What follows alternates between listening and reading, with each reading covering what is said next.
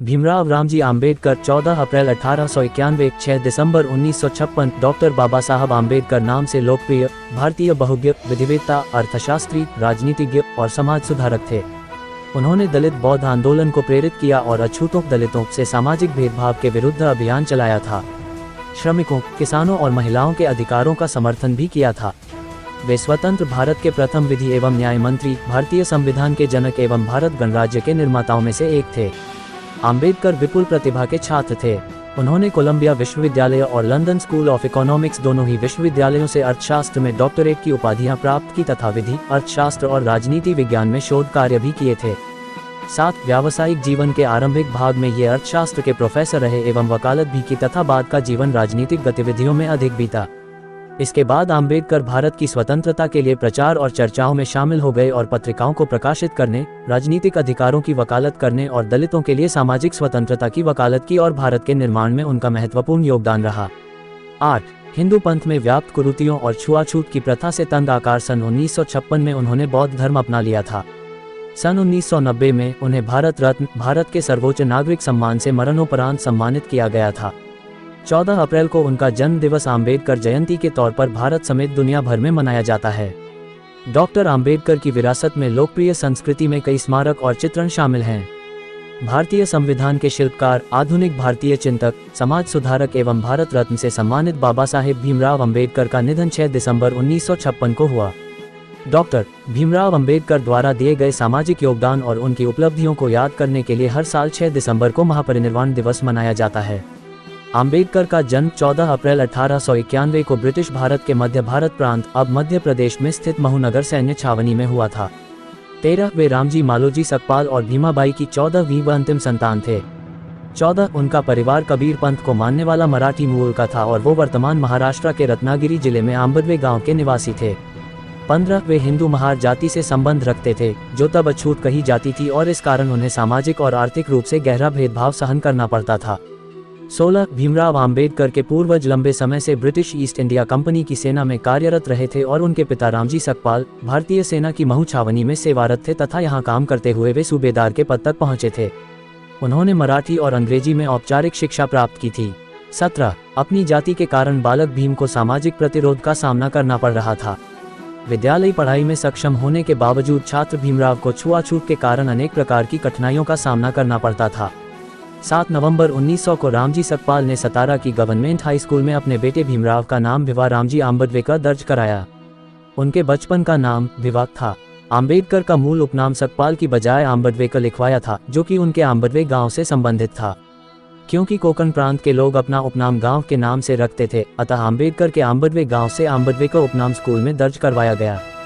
बाद में एक देवरुखे ब्राह्मण शिक्षक कृष्णा केशव आम्बेडकर, जो उनसे विशेष स्नेह रखते थे, ने उनके नाम से आम्बेडकर हटाकर अपना सरल आम्बेडकर उपनाम जोड़ दिया। 18 तब से आज तक वे आम्बेडकर नाम से जाने जाते हैं। रामजी सकपाल परिवार के साथ बम्बई, अब मुंबई चले आए। अप्रैल 1906 में जब भीमराव लगभग 15 वर्ष आयु के थे तो 9 साल की लड़की रमाबाई से उनकी शादी कराई गई थी। तब वे 5वीं अंग्रेजी कक्षा पढ़ रहे थे। 19 उन दिनों भारत में बाल विवाह का प्रचलन था। आम्बेडकर ने सतारा नगर में रागवाड़ा चौक पर स्थित शासकीय हाई स्कूल, अब प्रताप सिंह हाई स्कूल में 7 नवंबर 1900 को अंग्रेजी की पहली कक्षा में प्रवेश लिया। इसी दिन से उनके शैक्षिकी जीवन का आरंभ हुआ था, इसलिए 7 नवंबर को महाराष्ट्र में विद्यार्थी दिवस रूप में मनाया जाता है। उस समय उन्हें भिवा कहकर बुलाया जाता था। स्कूल में उस समय भिवा रामजी आम्बेडकर, यह उनका नाम उपस्थिति पंजिका में क्रमांक 1914 पर अंकित था। जब वे अंग्रेजी चौथी कक्षा की परीक्षा उत्तीर्ण हुए तब, क्योंकि यह अछूतों में असामान्य बात थी, इसलिए भीमराव की इस सफलता को अछूतों के बीच सार्वजनिक समारोह के रूप में मनाया गया और उनके परिवार के मित्र एवं लेखक दादा कैलुस्क द्वारा स्वलिखित बुद्ध की जीवनी उन्हें भेंट दी गई। इसे पढ़कर उन्होंने पहली बार गौतम बुद्ध व बौद्ध धर्म को जाना एवं उनकी शिक्षा से प्रभावित हुए।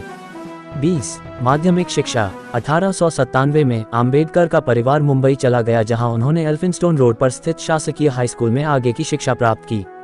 1907 में उन्होंने अपनी मैट्रिक परीक्षा उत्तीर्ण की और अगले वर्ष उन्होंने एल्फिंस्टन कॉलेज में प्रवेश किया, जो कि बॉम्बे विश्वविद्यालय से संबद्ध था।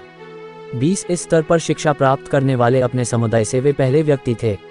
1912 तक उन्होंने बॉम्बे विश्वविद्यालय से अर्थशास्त्र और राजनीतिक विज्ञान में कला स्नातक BA प्राप्त की और बड़ौदा राज्य सरकार के साथ काम करने लगे।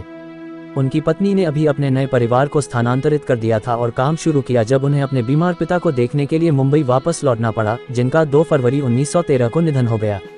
आम्बेडकर ने कहा था, छुआछूत गुलामी से भी बदतर है। 28 आम्बेडकर बड़ौदा के रियासत राज्य द्वारा शिक्षित थे, अतः उनकी सेवा करने के लिए बाध्य थे। उन्हें महाराजा गायकवाड़ का सैन्य सचिव नियुक्त किया गया, लेकिन जातिगत भेदभाव के कारण कुछ ही समय में उन्हें ये नौकरी छोड़नी पड़ी। उन्होंने इस घटना को अपनी आत्मकथा वेटिंग फॉर अ वीजा में वर्णित किया। 29 इसके बाद उन्होंने अपने बढ़ते परिवार के लिए जीविका साधन खोजने के पुनः प्रयास किए, जिसके लिए उन्होंने लेखाकार के रूप में व एक निजी शिक्षक के रूप में भी काम किया और एक निवेश परामर्श व्यवसाय की स्थापना की, किंतु ये सभी प्रयास तब विफल हो गए जब उनके ग्राहकों ने जाना कि ये अछूत हैं। 1918 में ये मुंबई में Sydenham college of commerce and economics में राजनीतिक अर्थशास्त्र के प्रोफेसर बने। हालांकि वे छात्रों के साथ सफल रहे, फिर भी अन्य प्रोफेसरों ने उनके साथ पानी पीने के बर्तन साझा करने पर विरोध किया। 31 भारत सरकार अधिनियम 1919 तैयार कर रही साउथबरो समिति के समक्ष भारत के एक प्रमुख विद्वान के तौर पर आम्बेडकर को साक्ष्य देने के लिए आमंत्रित किया गया। इस सुनवाई के दौरान आम्बेडकर ने दलितों और अन्य धार्मिक समुदायों के लिए पृथक निर्वाचिका और आरक्षण देने की वकालत की। 32 1920 में बम्बई से उन्होंने साप्ताहिक मूकनायक के प्रकाशन की शुरुआत की। ये प्रकाशन शीघ्र ही पाठकों में लोकप्रिय हो गया। तब आम्बेडकर ने इसका प्रयोग रूढ़िवादी हिंदू राजनेताओं व जातीय भेदभाव से लड़ने के प्रति भारतीय राजनीतिक समुदाय की अनिच्छा की आलोचना करने के लिए किया। उनके दलित वर्ग के एक सम्मेलन के दौरान दिए गए भाषण ने कोल्हापुर राज्य के स्थानीय शासक शाहू चतुर्थ को बहुत प्रभावित किया, जिनका आम्बेडकर के साथ भोजन करना रूढ़िवादी समाज में हलचल मचा गया। 33 बॉम्बे उच्च न्यायालय में विधि का अभ्यास करते हुए उन्होंने अछूतों की शिक्षा को बढ़ावा देने और उन्हें ऊपर उठाने के प्रयास किए।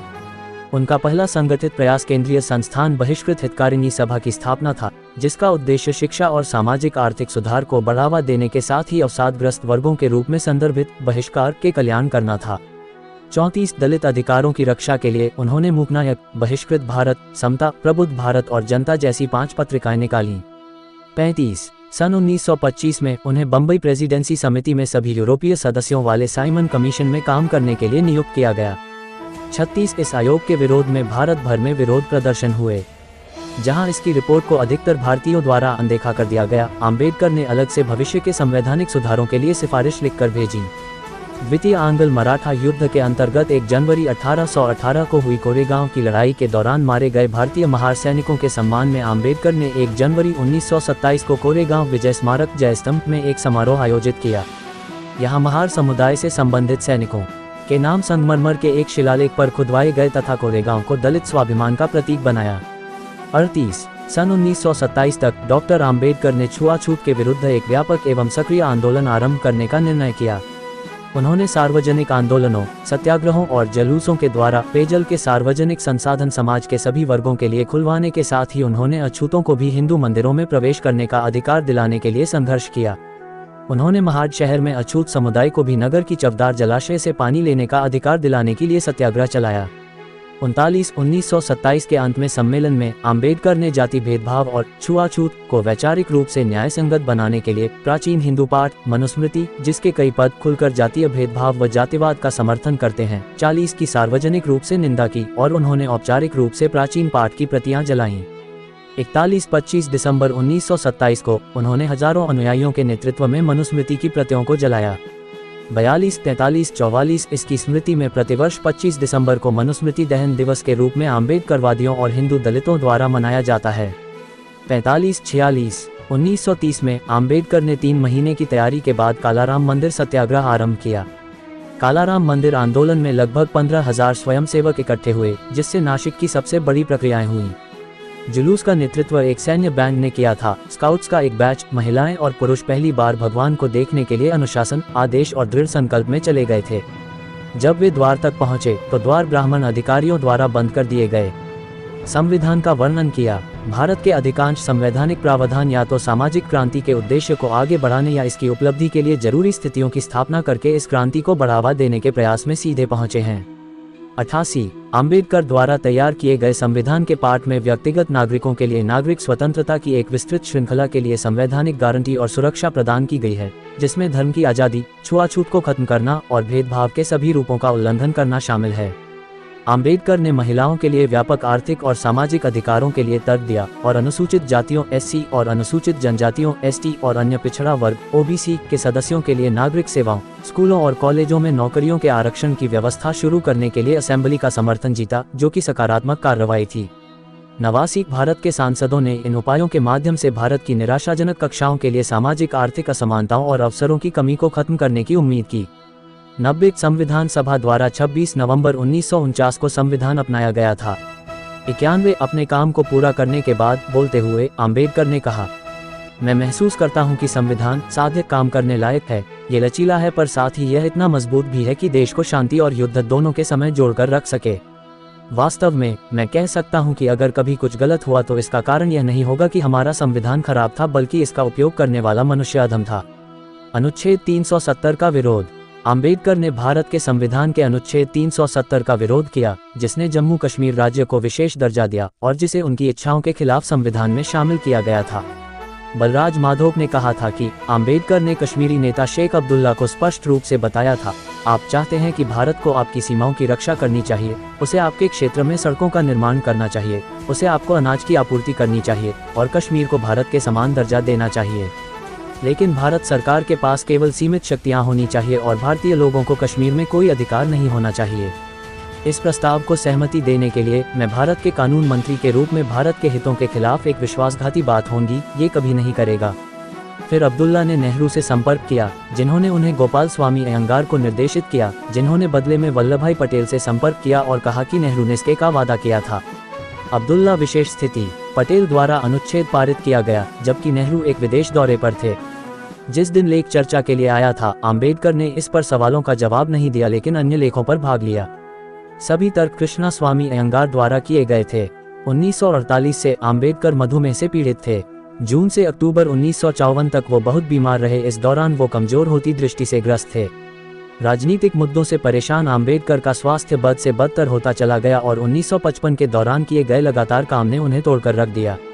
अपनी अंतिम पांडुलिपि भगवान बुद्ध और उनका धम्म को पूरा करने के 3 दिन के बाद 6 दिसंबर 1956 को आम्बेडकर का महापरिनिर्वाण नींद में दिल्ली में उनके घर में हो गया। तब उनकी आयु 64 वर्ष एवं 7 महीने की थी। दिल्ली से विशेष विमान द्वारा उनका पार्थिव मुंबई में उनके घर राजगृह में लाया गया। 7 दिसंबर को मुंबई में दादर चौपाटी समुद्र तट पर बौद्ध शैली में अंतिम संस्कार किया गया, जिसमें उनके लाखों समर्थकों, कार्यकर्ताओं और प्रशंसकों ने भाग लिया। उनके अंतिम संस्कार के समय उनके पार्थिव को साक्षी रखकर उनके 10 लाख से अधिक अनुयायियों ने भदंत आनंद कौशल्यान द्वारा बौद्ध धर्म की दीक्षा ली थी, क्योंकि आम्बेडकर ने 16 दिसंबर 1956 को मुंबई में एक बौद्ध धर्मांतरण कार्यक्रम आयोजित किया था। मृत्युपरांत आम्बेडकर के परिवार में उनकी दूसरी पत्नी सविता आम्बेडकर रह गई थीं, जो दलित बौद्ध आंदोलन में आम्बेडकर के बाद आम्बेडकर के साथ बौद्ध बनने वाली पहली व्यक्ति थी। विवाह से पहले उनकी पत्नी का नाम डॉक्टर शारदा कबीर था। डॉक्टर सविता आम्बेडकर की एक बौद्ध के रूप में 29 मई सन 2003 में 94 वर्ष की आयु में मृत्यु हो गई और पुत्र यशवंत आम्बेडकर आम्बेडकर के पौत्र प्रकाश आम्बेडकर भाजपा बहुजन महासंघ का नेतृत्व करते हैं और भारतीय संसद के दोनों सदनों में के सदस्य रह चुके हैं। एक स्मारक आम्बेडकर के दिल्ली स्थित उनके घर 26 अलीपुर रोड में स्थापित किया गया है। आम्बेडकर जयंती पर सार्वजनिक अवकाश रखा जाता है। 1990 में उन्हें मरणोपरांत भारत के सर्वोच्च नागरिक सम्मान भारत रत्न से सम्मानित किया गया है। हर साल 20 लाख से अधिक लोग उनकी जयंती 14 अप्रैल, महापरिनिर्वाण यानी पुण्यतिथि 6 दिसंबर और धम्मचक्र प्रवर्तन दिवस 14 अक्टूबर को चैत्यभूमि मुंबई, दीक्षाभूमि नागपुर तथा भीम जन्मभूमि महू में उन्हें अपनी श्रद्धांजलि अर्पित करने के लिए इकट्ठे होते हैं। यहाँ हजारों किताबों की दुकान स्थापित की गई हैं और किताबें बेची जाती हैं। आम्बेडकर का उनके अनुयायियों को संदेश था, शिक्षित बनो, संगठित बनो, संघर्ष करो।